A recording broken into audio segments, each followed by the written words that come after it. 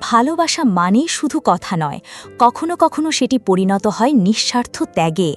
এমনই এক উদাহরণ গড়েছিলেন উম্মে সাহেদিনা টুনি। জীবনের কঠিন সময়ে স্বামীকে বাঁচাতে নিজের শরীরের অংশ অর্থাৎ একটি কিডনি দান করেছিলেন। নিজের জীবন ও সংসার উজাড় করে দিয়েও আজ তিনি নিঃস্ব, নিঃসঙ্গ। যাকে বাঁচাতে এমন ত্যাগ, সেই মানুষটি এখন আর নেই পাশে, বরং রয়েছেন অন্য এক সম্পর্কে, নতুন জীবনে।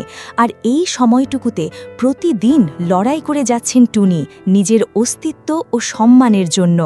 ঘটনাটি ঘটে সাভারের কলমা এলাকায়। বছরখানেক আগেও যাদের জীবনে ছিল আশার আলো, সেখানে এখন শুধুই কান্না ও অভিমান জমে আছে। ২০০৬ সালে মালয়েশিয়া ফেরত মোহাম্মদ তালেকের সঙ্গে পারিবারিকভাবে বিয়ে হয় টুনির। শুরুটা ছিল সুন্দর। ২০০৮ সালে জন্ম নেয় তাদের ছেলে আজমাইন দিব্য।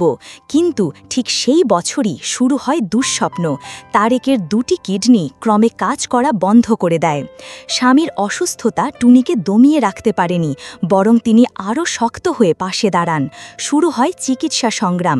ভারতের সিএমসি হাসপাতালে নিয়ে যান স্বামীকে, যেখানে বলা হয় তারেকের কিডনির কার্যকারিতা মাত্র ২৪% এবং দীর্ঘমেয়াদী সমাধানের জন্য কিডনি প্রতিস্থাপন দরকার। এমন সময়ে টুনি নিজের সঞ্চয়, গয়নাগাটি, এমনকি মায়ের অবসর ভাতা পর্যন্ত ব্যয় করেন চিকিৎসার জন্য। ঢাকায় নিজেই একটি বিউটি পার্লার ও বুটিক্স চালিয়ে সংসার সামলানোর পাশাপাশি স্বামীর চিকিৎসার জন্য অর্থ জোগাড় করে যান।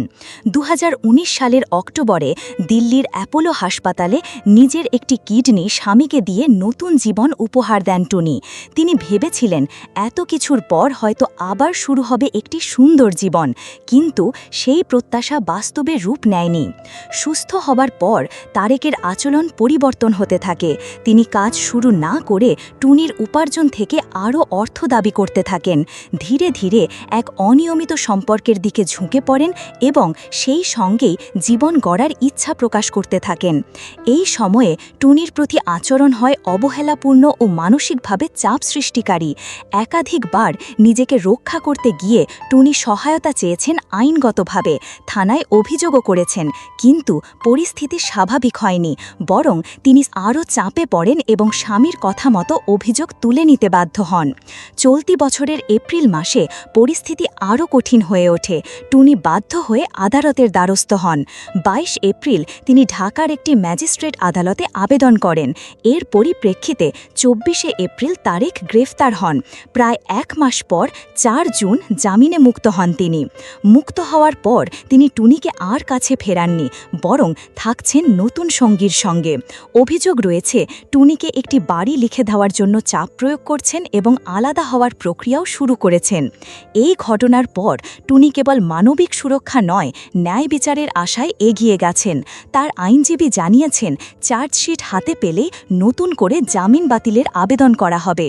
এদিকে সমাজের নানা স্তরের মানুষ এই ঘটনায় মর্মাহত। একজন স্ত্রী যিনি এতটা ত্যাগ করে স্বামীর জীবন রক্ষা করলেন, সেই মানুষটি আজ এইভাবে উপেক্ষিত, এটি মেনে নেওয়া কষ্টকর। সামাজিক যোগাযোগ মাধ্যমে অনেকেই টুনির পাশে দাঁড়ানোর আহ্বান জানিয়েছেন। আইনজীবী ইশরাত হাসান বলেছেন, এ ধরনের ব্যবহার শুধু ব্যক্তি নয়, সমাজ ও ভালোবাসার বিশ্বাসকেও প্রশ্নবিদ্ধ করে। তার পরামর্শ, টুনি যেন সুরক্ষার জন্য আদালতের কাছ থেকে উপযুক্ত নির্দেশনা নেন। এই ঘটনা আমাদের মনে করিয়ে দেয়, ত্যাগ সবসময় তার যোগ্য প্রতিদান পায় না, কিন্তু ত্যাগ কখনো ছোট হয় না। টুনির মতো মানুষেরা ভালোবাসার প্রকৃত রূপ দেখিয়ে দেন সাহস, ধৈর্য আর আত্মবিশ্বাস দিয়ে।